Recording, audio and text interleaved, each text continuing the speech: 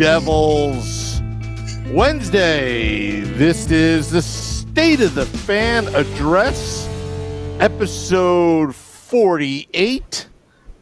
I am your host, Sam Woo, here with Pucks and Pitchforks editor-in-chief Nick Villano. Tonight's podcast is titled Hunkering Down to Podcast Up. Again, Hunkering Down to Podcast Up. All streaming live on the Let's Go Devils podcast platforms. All powered by Nova Product Design from Primetime Radio. And now simulcasting on the Primetime Radio Network. Nick, there's some news out that's non-Tom Brady related, but I think you should take the first topic ready to go because I'm kind of steamed about this topic because a little turtle said something today. Yeah, I mean, I want to thank Ty Domi for being an idiot so he could give us something to talk about on this wonderful Hunkering Down podcast day that is March 18th, 2020. Sometimes, Sam, we put this thing together and we always have plenty to talk about. Even during these trying times, I know a lot of you out there are probably going through some things, and it's incredibly stressful, and it's just a strange time that we're living in. But yet we're going to find ways to find things to talk about. Yet this today just smacked us in the face. Unlike what Ty Domi has ever done to Scott Stevens, because I don't know if you remember Game 6 of Round 2 of the 2000 Stanley Cup playoffs, because Scott Stevens wasn't the one getting smacked around. It was Mr. Domi there. He's getting his butt whooped. So for anybody who doesn't know, Ty Domi went on a podcast called, let me pull it up. I don't want to. It's Cam Jansen's podcast. It's Cam Jansen's podcast? Oh, man. Okay. Yeah, with Andy Strickland, which is great, by the way. We love Cam. Yeah. We love Andy. They're reputable people. They actually have a great podcast. Just wanted to interject. No, I love Cam. There. Cam is great. Yeah. Cam is amazing. I love Cam. He's one of the best talkers in the business. Ty Domi, on the other hand, he went on their podcast and he said that Scott Stevens was the biggest phony. And Sam, all I could think about was phony is that, oh man, what's that show where the guy goes, I think it's Family Guy, where the guy's like, you're a phony. That's all I think about is the guy on Family Guy who says you're a phony.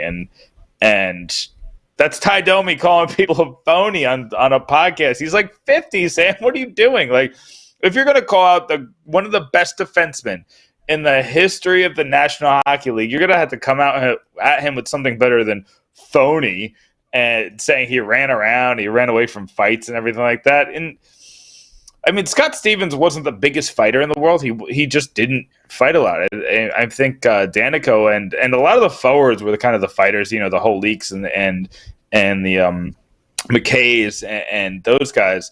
Those were the fighters on the team. But calling him a phony because he wouldn't fight you? Are you a child? And he did fight you. He dropped you. You got knocked. You got knocked out. Yeah, it just reminds me of that in the movie Friday. You ever watch that movie Friday? Oh, it's been a while. Devo. Yeah, Devo, and he's like, "You got knocked out." Yeah. He got knocked out. Like, how are you gonna call him a phony when he knocked you out? That's like the guy who says he slipped during a fight and that's why he lost.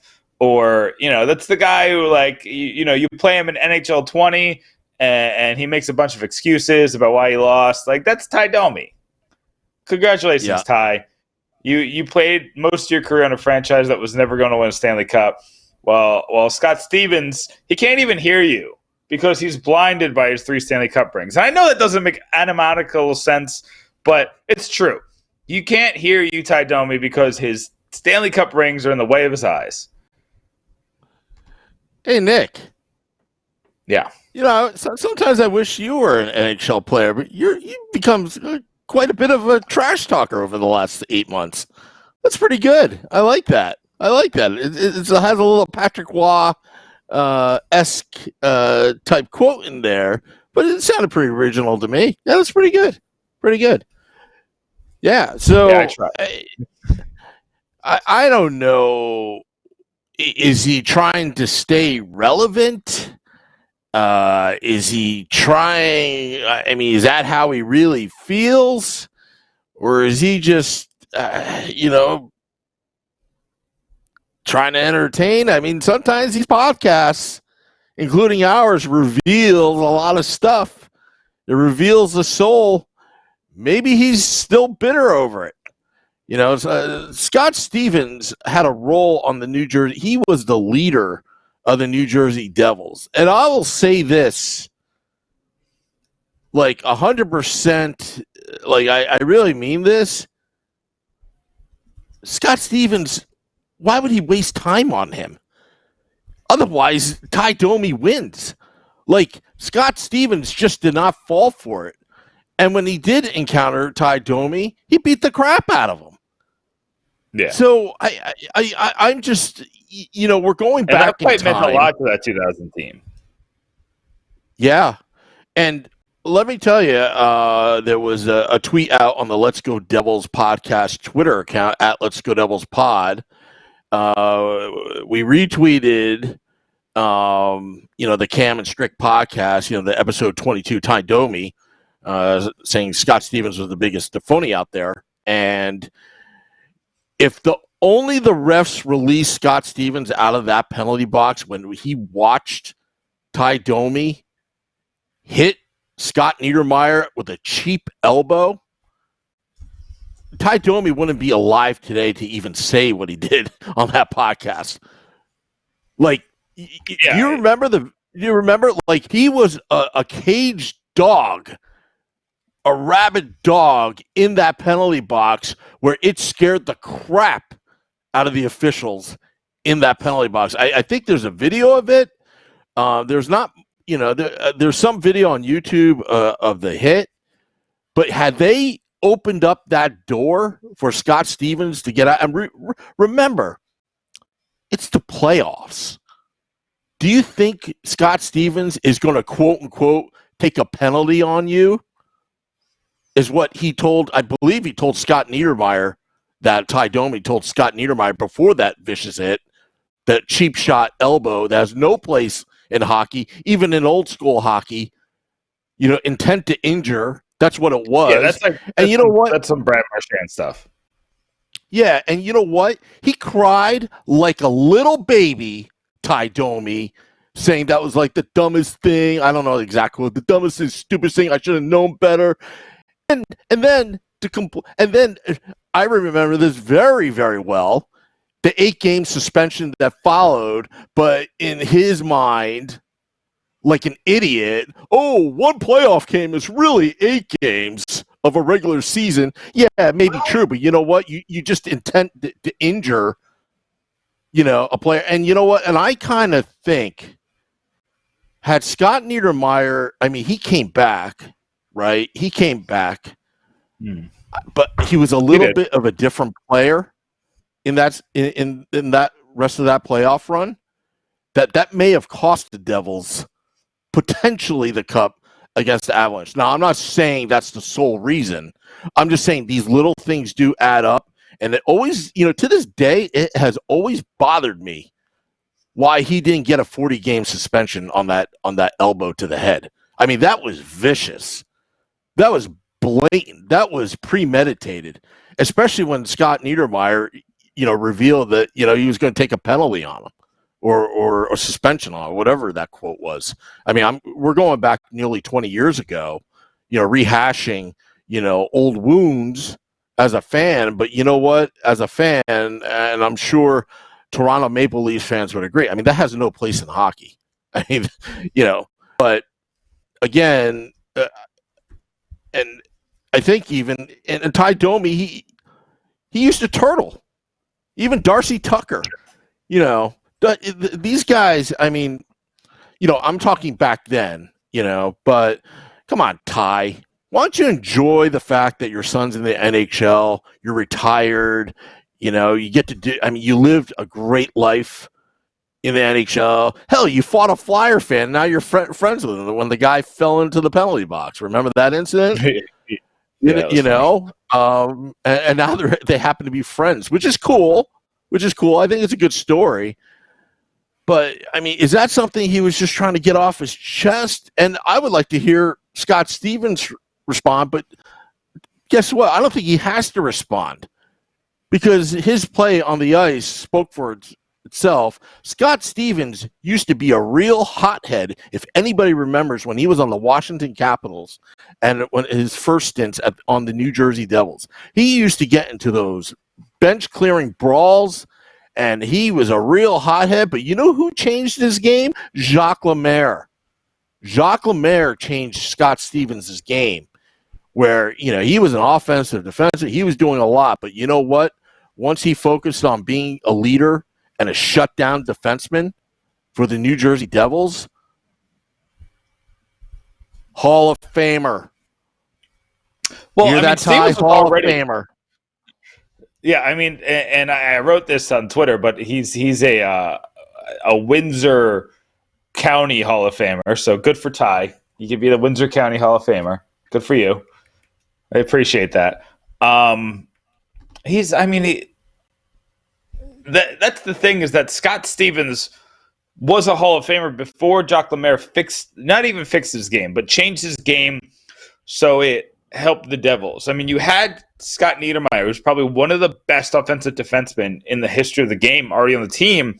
So Scott Stevens, also one of the best offensive defensemen in the history of the game, when he played that style. I think he had 80 points one year. When he played that style, he was one of the best. But Jacques Lemaire knew, I already got the best in Scott Niedermayer in the game today at that position. And then I got Ken Danico, who's kind of like a sit back, let it happen. But Ken Danico's not the top line guy. You got to get your best guy to play in the way that you really need it. And it kind of reminds me, and bringing it back to the Devils this year, that's kind of what we needed PK Subban to do this year, right? PK Subban lost a step. It's just the reality of it. And we needed him to change his game because he's still one of the most skilled defensemen in the league.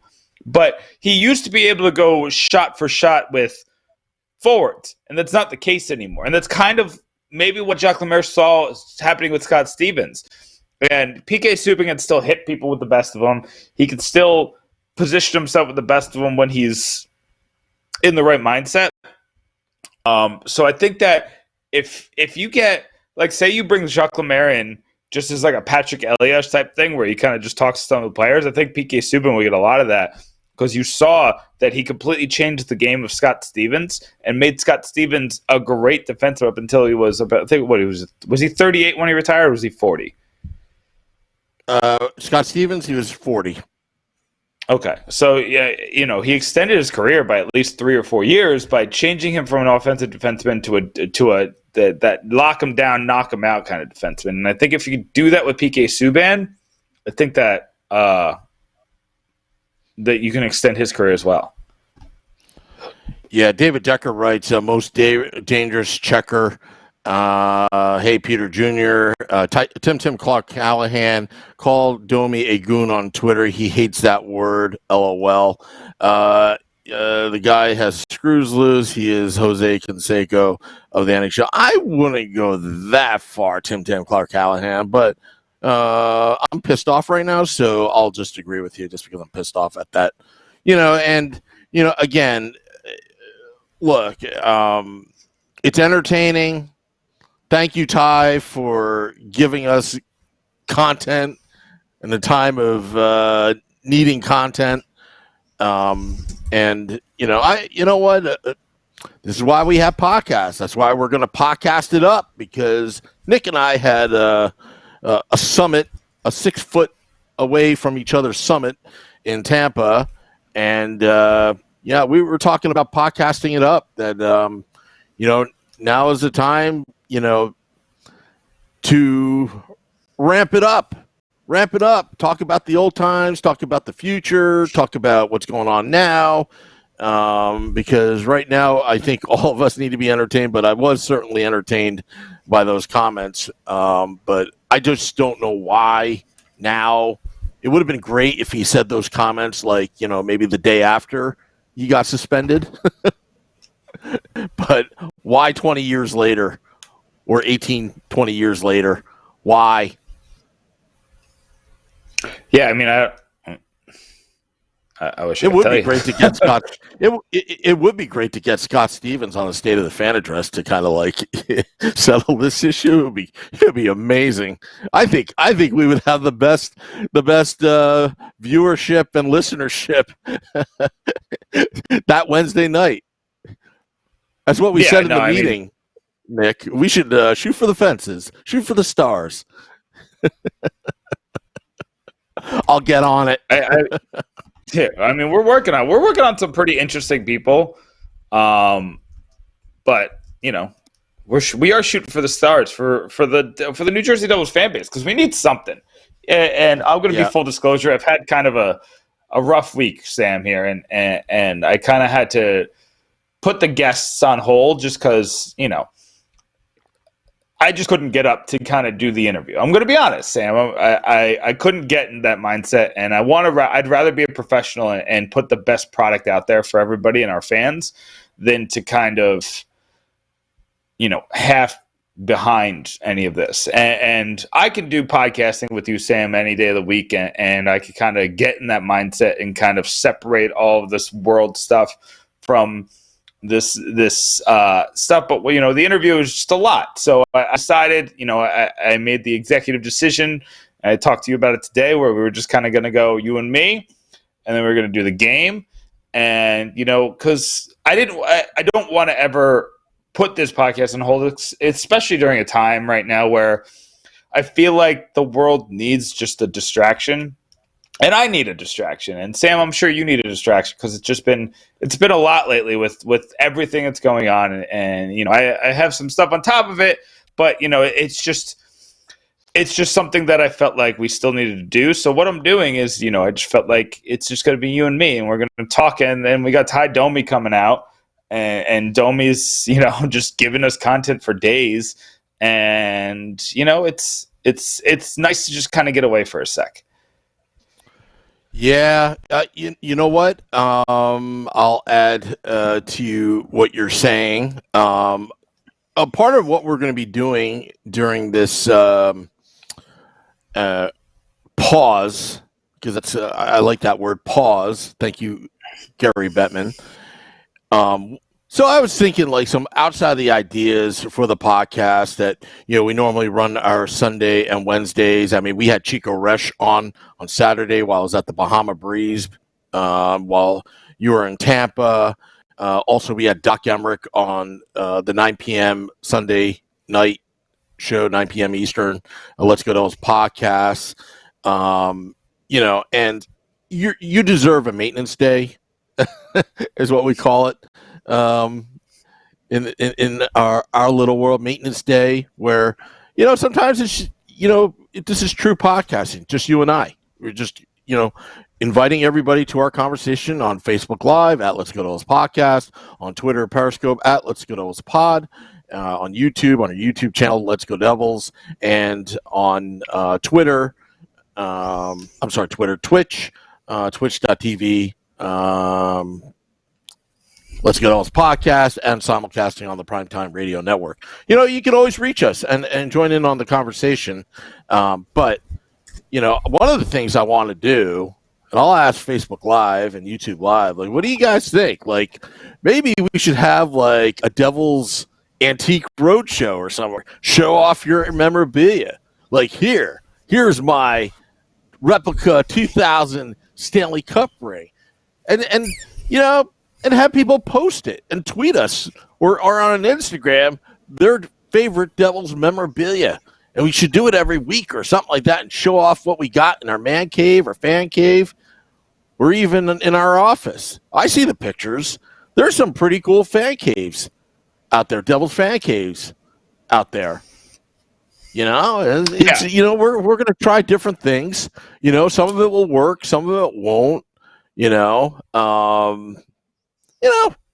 do like trying different things, but we're going to try to entertain you because honestly, it's going to be a while before things get back to normal, and distracting ourselves is probably the best medicine right now for it.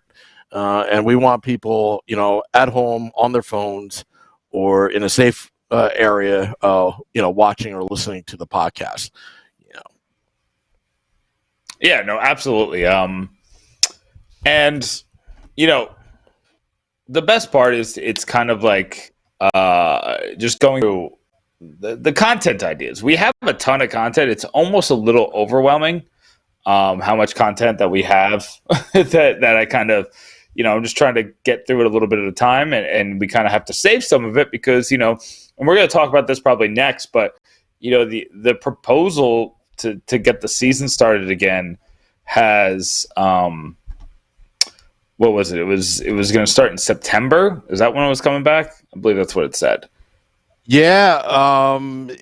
Let's see. I screenshotted it. I think it was on TSN. Let's see here. Let me read that. I got it right here. Maybe. Oh, I'm sorry. Maybe we should. July is when it starts. Yeah, early July is training camp. Go ahead. I'll just go into it. It's training camp would return in July. So we do a full training camp in July. We would finish 2019 and 2020, and at the end of July, just kind of get all those games in I guess in the last 2 weeks. We do the playoffs from August to September. Then we do the draft and free agency, Sam, in October.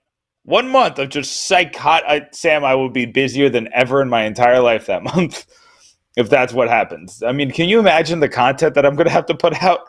It's going to be amazing. I'm going to have so much to talk about every single day. It's going to be crazier than this trade deadline was. It's going to be crazier than the draft was last year. It's going to be insane. Then 2020 would begin. 2021 would begin in November. I don't know if you're going to get the players on board with this, but apparently this is the. So TSN reports that this might be the players' proposal. That's what it says. That's what it says on the players' proposal. Well, so they're just going to punt till July. Well, is it part of it? Are they going to prorate their salaries if they shorten the season? Is that maybe what's behind it? Well, I don't know because they're getting paid right now. Yeah. So I don't know how that works, Sam. Like they can't because of their collective bargaining agreement, they can't give them more money. Yeah. So I don't know. Well, I think listen, I like the proposal. I mean, if you think about it, Nick, what the sports world will be like when play resumes, and for the first time in history that I remember, you've got hockey, baseball, basketball, soccer, and football, and the Olympics going at once. They're going to be fighting for ratings, the networks. I mean, that's just going to be amazing. Just amazing. I mean, to be at a bar, after all this, what we're going through right now, and all the sports, that would be incredible. Now, that means we're in our off-season content right now, and then we shift in the summertime to finish up the season, then Stanley Cup playoffs, the draft, and I mean, are they going to, squeeze in training camp to start of the 2022? Like say the Devils win the draft lottery and they get Alex Lafreniere. Like, how is he going to make the team if he doesn't even have 5 minutes to practice with them? and kind of get his feet under him. Like imagine like these young players. Like I mean, the Devil. This would impact the Devils more than any other team in the league, because the Devils, from my count, have I believe 5 forward spots open, 3 defenseman spots open, and if they buy out Corey Schneider, which then they have like no time to figure out if they're going to buy out Corey Schneider. They have no time to figure out who they're going to hire as the GM. They have no time to hire the coach, Sam. Like, these are all very large decisions that they have to make with no time to make them. Yeah.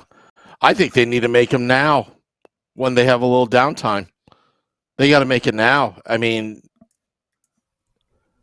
I don't know if they have enough of a sample from, Tom Fitzgerald and Elaine Nasruddin. But, now is the time. I mean, unfortunately, you don't like, the kind of the sequence of how you're doing it. It's a little bit out of order right now, but right now the world is a little out of order. I mean, there's a lot more things that we should be worried about. I think they should really take care of business now. And if I were them, I would totally give it to Tom Fitzgerald immediately and let him make the decision if he wants to keep Elaine Nasruddin or not. I think now is the time. Over the weekend. Over the weekend we talked about that. We thought that we both were on the same page with Tom Fitzgerald. I think you just give Tom Fitzgerald the job. I think that he's done a good enough job to where he's not going to hurt you. And a lot of GMs do that nowadays. Yep. But the coach thing, I don't agree with you with. I don't think you can give Elaine Nasruddin the coaching job. I just don't think he's there yet. He did fine, but his numbers show that Mackenzie Blackwood won much more games than Elaine Nasruddin won. Like, it was just you got a goalie that was on a heater, and I need a coach who's going to be able to start from scratch with this team. And I just see too much of John Hines and Elaine Nasruddin in some of his decision makings and his line making, and he definitely did better than John Hines did, but we need better than John Hines. Yeah. Well, I agree there, but it's just most unfortunate that Nasruddin wasn't able to, finish out the season, because I was just really kind of looking forward to see how strong the Devils would finish the season under him. I mean, they had a lot of momentum, with Mac Black going on a tear. Now that momentum is stopped, but you know what? Everybody's in the same boat right now. Everybody in the league's in the same boat, so we shouldn't pity over that. But right now, the Devils have potentially 3 first-round draft picks in this upcoming draft. You got to. I think it's time to settle on who the GM is during this time to get him prepared. For this draft. That's the big picture item right now. Right now, the season is kind of lost in some sense. The odds of the Devils making a miraculous comeback to get into the playoffs is very slim. Let's play the odds here. Let's play the draft and start building right now during this downtime. Yeah, and honestly, the one thing that really impacts the Devils with this proposal is that if the 2014 proposal went through, right? The 2014 playoff proposal, Vinny wrote about that earlier this week. But if that went through, the Devils would get, not only would they get the Vancouver Canucks pick, but if I'm not mistaken, the Arizona Coyotes would make the playoffs, and then they wouldn't be put into the lottery, which means they'd be guaranteed to get that pick. And on top of that, that means the Devils have 7 teams to compete against for the lottery.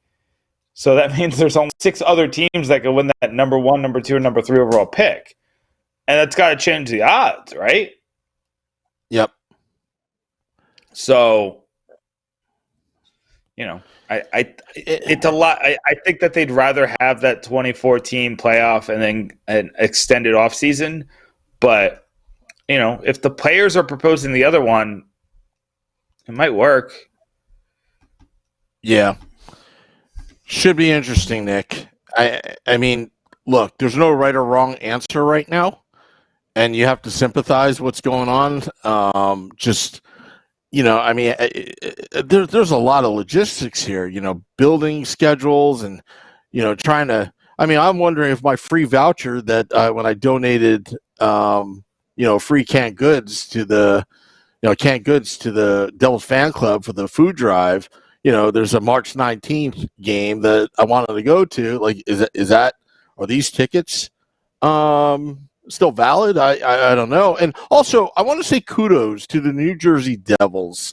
A lot has been said about Joshua Harris and the Devils ownership group stepping up, paying the hourly workers that are scheduled, at the Prudential Center. But there's another thing that came out just recently, and I'll go to my email. And again, kudos to the Devils on this. I was not expecting this email from the New Jersey Devils. Notice, all caps, : Friday's 2020-21 black and red membership payment. This is for season ticket holders that were on the payment plan, and usually I think they charge your credit card account every Friday, every third Friday every month. And it says that in light of recent events surrounding the COVID-19, we are committed to providing you, our most loyal supporters, consistent updates pertaining to your Devils Black and Red membership. Given the existing state of circumstances, we wanted to proactively reach out to inform you that we are going to suspend processing your regular Black and Red membership monthly payment scheduled for Friday, March 20th until further notice. Please note that future payments will increase slightly on per month basis due to shortening of the payment cycle. I'll tell you what, that means a lot that the team does care. A lot of times the ownership got criticized, the team stinks, yada, yada, yada. But I think that was kind of cool, a good gesture on that part, because I was thinking that too. It's like, oh man, season tickets, like, what do? You just paid for next year.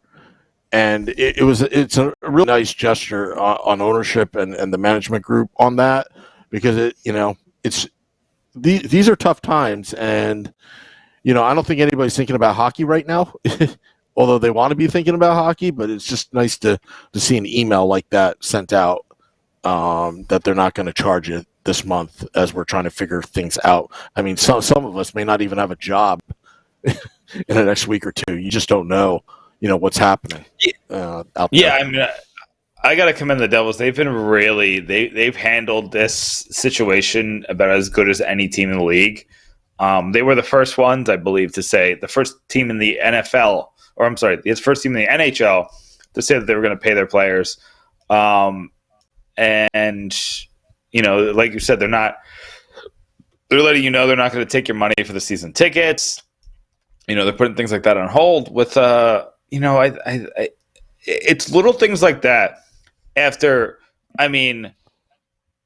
Sam, it's been the worst season in Devils history.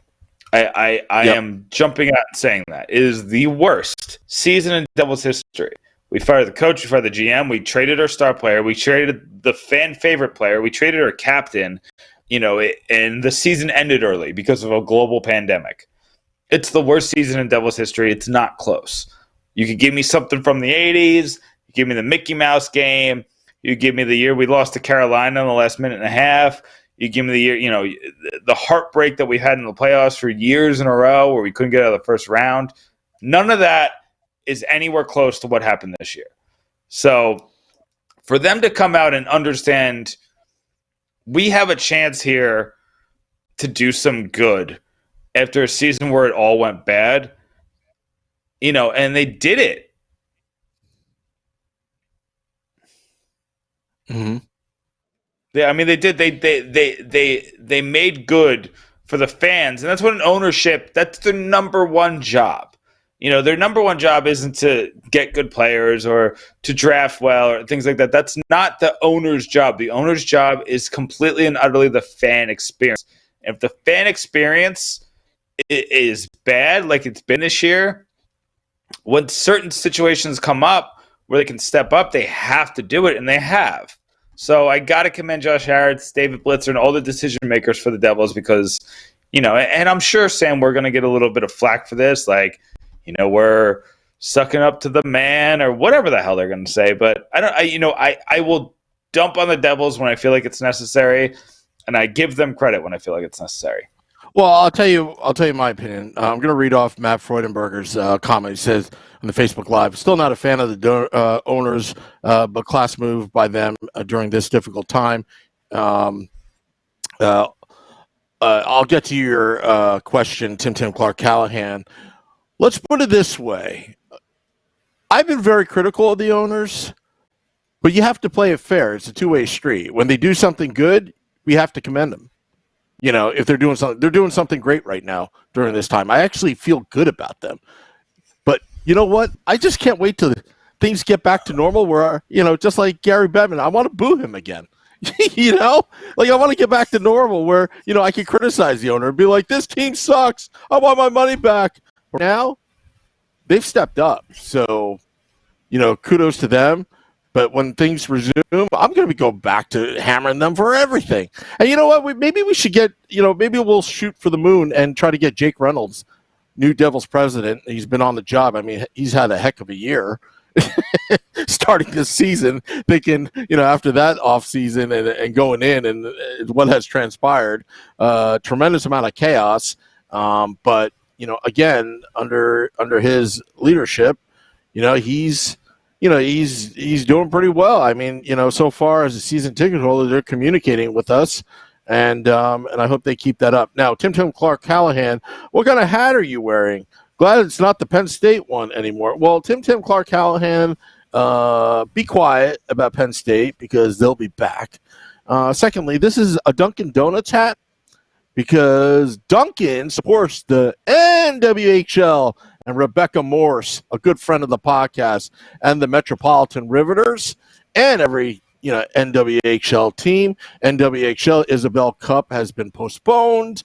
That Friday, when everything went down with the NBA, they had to postpone their Isabel Championship game, unfortunately. But Duncan has always powered the NWHL and women's hockey, and I figured I support Duncan because of that. So there, Tim Clark Callahan, try to criticize that, buddy. All right, I'm done.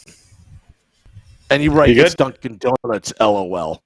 What do you mean, LOL? What do you mean, LOL, I mean, it's Nick? funny that you have a Dunkin' Donuts hat.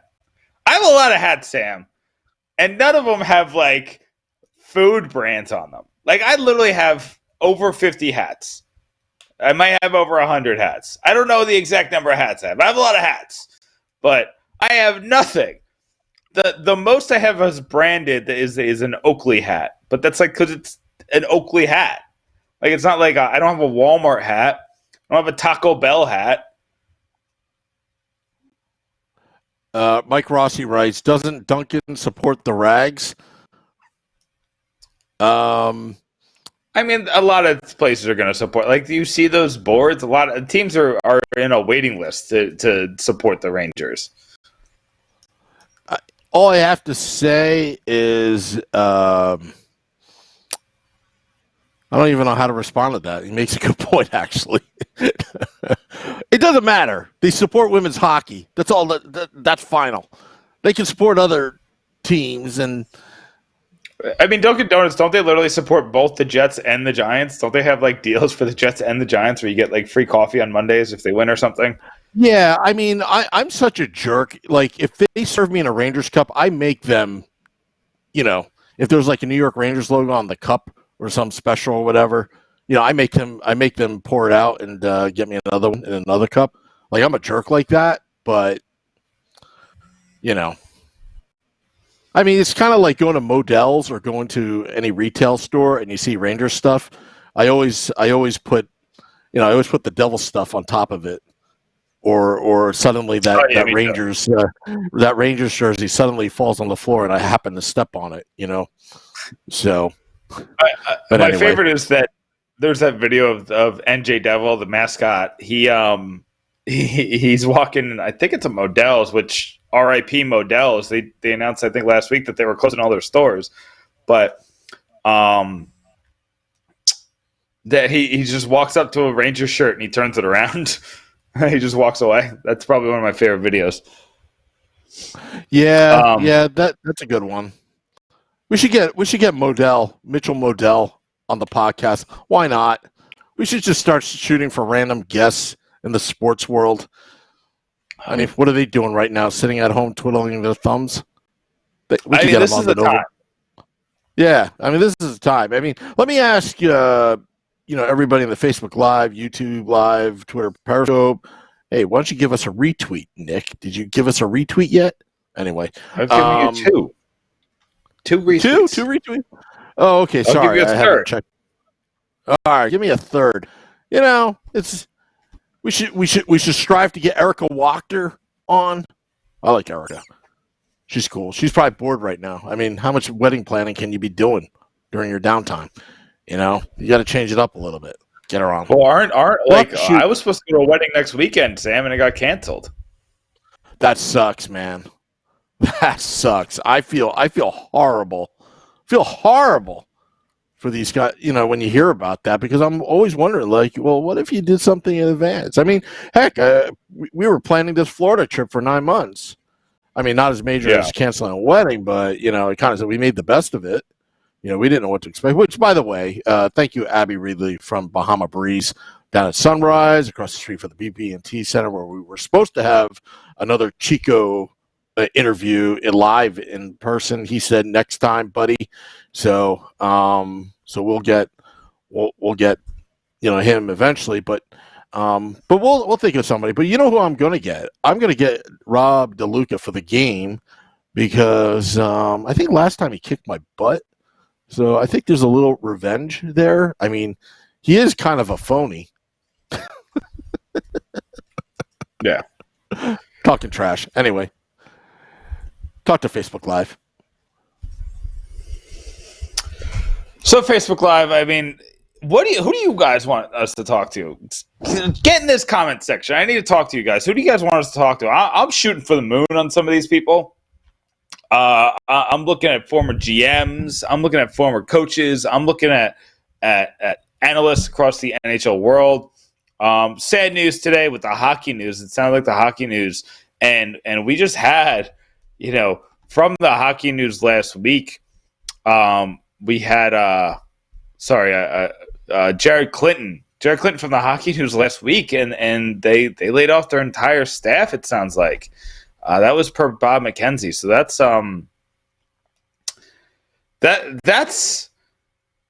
that's depressing, honestly. So I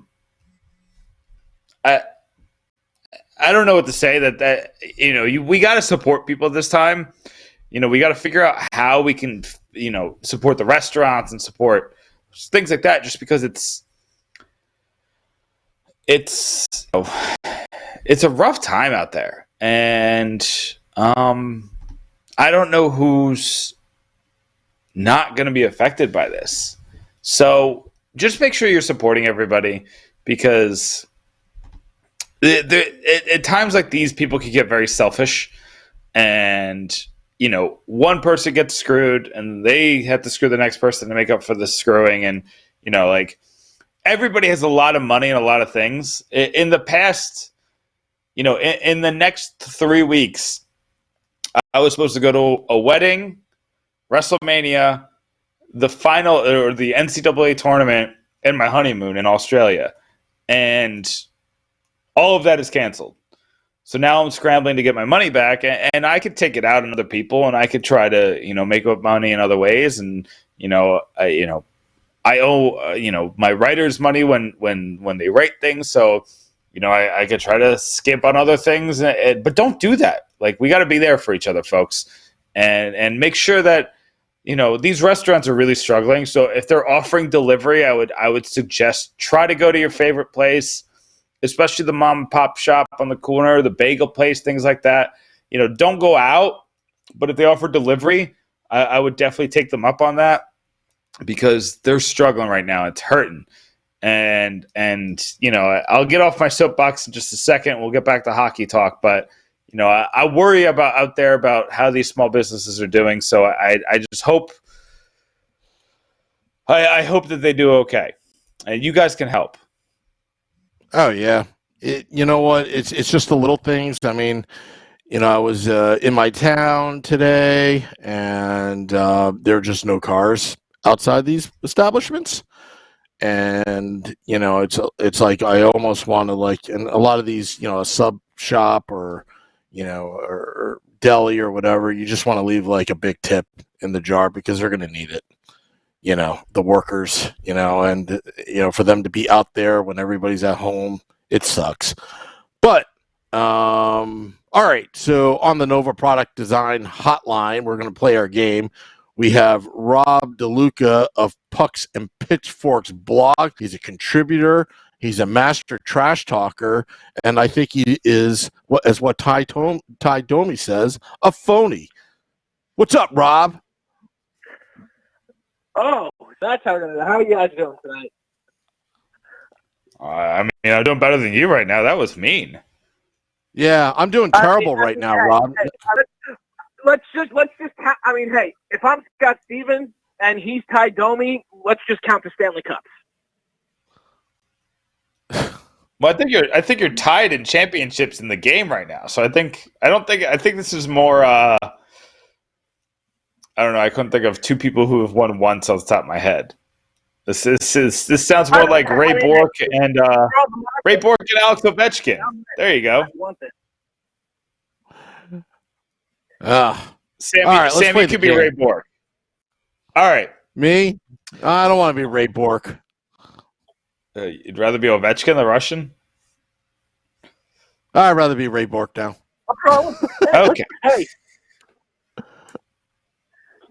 All right, so let's get into the game. Today we're going to play To Tell the Truth. I think we played something similar to this before, but my original game kind of went by the wayside. So we're going to play To Tell the Truth again, and we're going to make it all about New Jersey Devils fights. Because literally, that's all Ty Domi was good at. So, as usual, we are going to start with the away team, which is Rob DeLuca. Rob, are you ready to tell me whether the next statement I tell you is true or false? You got it. Let's do it. Okay. So our first statement about fighting is that Taylor Hall has one fight while he was a member of the New Jersey Devils. It was against Derek Dorsett.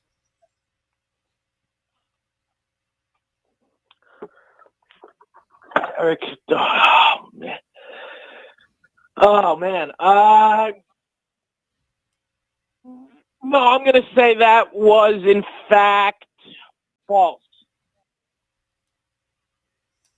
Correct. That was false. He did have one fight in his career, and it was against Derek Dorsett. But it was back in 2011 when he was a member of the Edmonton Oilers, and he lost. So I don't expect Taylor Hall to get a lot more fights in his career.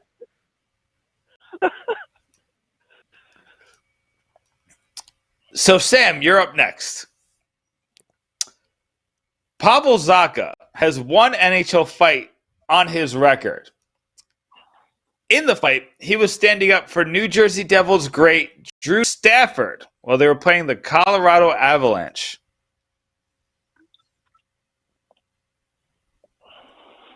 True. That is true. Good job. All right, 1-1. Next up, Rob, PK Subban, while he was a member of the Nashville Predators, threatened to use the pro wrestling move, the DDT, on Sidney Crosby. Is that true or is that false? While he was a member of the Nashville Predators, you said? Yeah. Okay, I gotta think. No, I'm gonna say that's false again. That is true. It actually happened when Sidney Crosby bounced his head against the ice, and then he picked him up and he put him in the DDT, and then the ref stopped him, and then Subban just kind of put his hands up and walked away. But he said after the game that he threatened him with the DDT, and that would have not ended well for Crosby. So I'm glad he didn't do that because that's something you can't come back from. But all right, Sam, you're up next. You could take the lead here. Sam, Miles Wood leads the New Jersey Devils in fights this season. True. That is false. John Hayden actually leads the Devils in fights this season. Nah. I think John Hayden has 4. He's just fighting everybody. All right, Rob, this one is just right out there. Damon Severson once lost a fight against the smallest player in the NHL. Oh, this one's tough. All right, he's been around a while. That's true. I think I'm going with true. That's correct. He lost a fight against 5'4" Nathan Gerbe. Now, if you all don't know, Damon Severson has 11 inches on Nathan Gerbe, and he lost the fight. So, Damon, not your best day. I'm not going to lie. All right, Sam, this one's right up your alley. After the full line brawl against the New York Rangers, Peter DeBoer said about opposing coach John Tortorella, quote, he either has short-term memory loss or is a hypocrite. It's one or the other. True. Yes, that's true. I was probably a little too specific with that one. But yeah, after that 2012 full line brawl in March of 2012, after John Tortorella complained to everybody who would listen about the New Jersey Devils, Peter DeBoer made that quote talking about John Tortorella's short-term memory loss. Or, John Tortorella is kind of a hypocrite, so it might just be that. Hey, all right. Hey, Nick, can I ask you a question? True or false? Sure. After that game, John Tortorella, he asked Peter DeBoer. Hey, where's the beef? True or false? Is that what he asked? I don't think in those words, but I'm sure he asked a couple of questions with a couple of words we can't say on this podcast.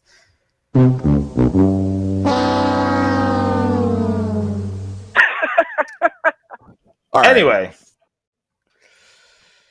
Rob, the New Jersey Devils have fought the Philadelphia Flyers more than any other team in the league. Oh.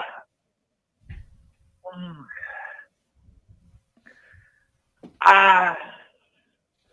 gonna say false. That is true. The New Jersey Devils have fought the New York Rangers about 115 times, and they've fought the Philadelphia Flyers. No, I'm sorry. They fought the New York Rangers 163 times, but they fought the Philadelphia Flyers 175 times. So, Sam, you could take the lead here. Ken Danico. No, you're tied. Oh. Yeah, because you're both 2-1. Well, now he's 2-2. Ken Danico has more fights on the Devils than anyone in Devils history. Oh, that's a good question. Now, fights, not penalty minutes, right? Correct.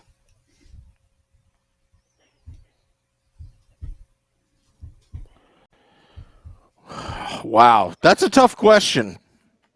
I have only some others asked in tough mind. questions. Yeah, that's a tough question. Because he probably leads in penalty minutes. I'll say false. That's correct. The Let me leader guess. in fights. Let me guess. Okay. Let me guess. Ooh. I like to say Randy McKay. Randy But I'm McKay is not even- correct. Is it really? Oh, wow. Yeah, That's he's great. 137 fights in his Devils career. Second to Ken Danico's 117. Third on the list, which if you really thought hard, you'd probably get, was Christoph Oliwa, Hmm. Wow. which is by far the most asinine way to spell the word Christoph. Like there's two extra Sam, there's two extra Z's in that name. Hey. Maybe All if you right. add two extra Z's in Pavel Zacha's name, he'd become a fighter too. Maybe if he Yeah. was Zaka. All right, final question for you, Rob. Brian All right. Boyle's only recorded fight with the New Jersey Devils was against Brad Marchand, and somehow he's the one that got the misconduct penalty added on to the fight. No, that's false. Okay. So we're going to need a tiebreaker here. Do or die. It's all on this. Who was that fight against? Oh. I know for a fact it was in the playoffs against Tampa Bay. Now I just have to think.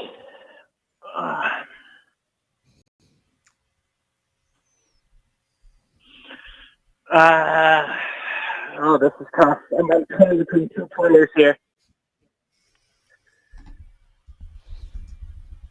I want to say it was after the controversial hit that led to no suspension, so I'll say Nikita Kucherov.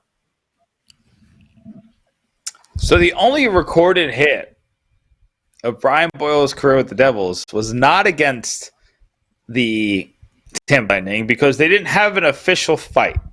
They had a lot of scrums and there was a lot of yelling by Boyle. But on the Brad Marchand vein, Brian Boyle's only fight was against Tom Wilson. Tom Wilson of the Washington Capitals back on January 18th, 2018. So, Sam, you're the winner here. Really? Oh, wow. Yeah.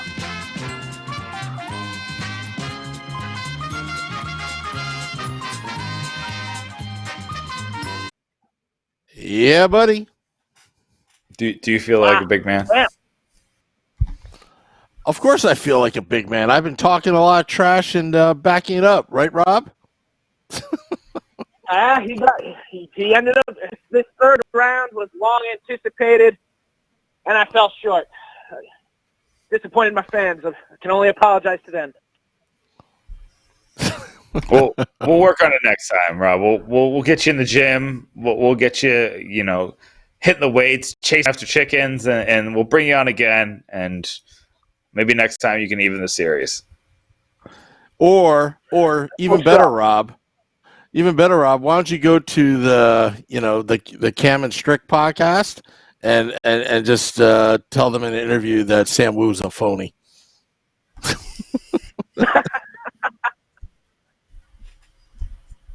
All right. Hey, thanks, Rob, for chiming in. Need to plug anything? No, I think I'm good. Stay safe out there, guys. Follow guidelines. Let's get through this together. Hey, make sure you get them through this with some Devils writing in the next couple days. Yes, sir. All right, talk to you soon. All right, thanks, Rob. That is Rob DeLuca of Pucks and Pitchforks getting scolded by the editor-in-chief, Nick Villano, for that was more not a articles. More articles. That's great. I'm taking notes. Maybe I should start taking notes and start embarrassing Beer Baron and Shorts Guy and Scotty, on live on live air in front of everyone. Yeah, give me more content, guys. It's content time, Sam. We need content. It's sad out there. We need to unsad the sad. Yeah. Well, you know what? That's why we are hashtag We Are the Fun. We're gonna podcast it up. We're gonna do everything we can. We didn't stop. We could have easily stopped and been depressed. But we don't want to be depressed. We're Devils fans here. We got to stay positive. We got to think we're going to think outside the box. We're going to try to make it as fun as possible. As you're, hunkered down at home, watching the podcast. Hey, podcast drops at midnight. Hope you listen to it on iTunes, Spotify, iHeartRadio, and all of our podcast platforms. Yeah, Nick. Well, this was a very good podcast between you and I. No guests, just straight podcasting for the love of the team. Yeah. I mean, the plan is to get guests back going next week, but like I said, it was rough. So you just kind of had to get through it. Yeah. Well, I mean, we did go into like overtime mode last weekend on Saturday. Doing the Chico interview. I mean, did a hell of an interview. Can't wait to see Chico again. We got to hang out with him. He towards the end there, he called a pork roll. I wasn't too happy about, but it's also, it's also good to just live with it. You have to live with the facts, Sam. Yeah. All right. Anything to plug before we go, Nick? We got a couple pieces on the website right now. I kind of looked into the players the Devils could take with the 6th overall pick. That'll get you excited because there's a lot of really good players around that time. And then Mike Lucci has a piece coming out tomorrow looking at the players who had a much better quote-unquote second half of the season than they did the first half. They jumped up on points per game, things like that. And then, we got a lot of other pieces coming up. Pucks and Pitchforks is not going on pause. Pucks and Pitchforks is going to be as busy as ever. Oh, absolutely. And the Let's Go Devils podcast and State of Fan Address, we're not going on pause. You can unpause us because we're going to put a lot of other unscheduled content out there. We're going to put out a video out there about washing your hands, because as what Beer Baron said last week on the podcast, if you take the Henrique It's Over clip, it takes about 20 to 30 seconds when the puck was deep in the zone and Henrique scored that famous goal against the New York Rangers. So we're going to put something up, kind of a public service announcement, so we can keep you Devils fans safe. I'm down. You're down? Okay, sorry. I screwed up the music again. But it's going to queue back up. Till next time, Devils fans, stay safe. Let's go Devils.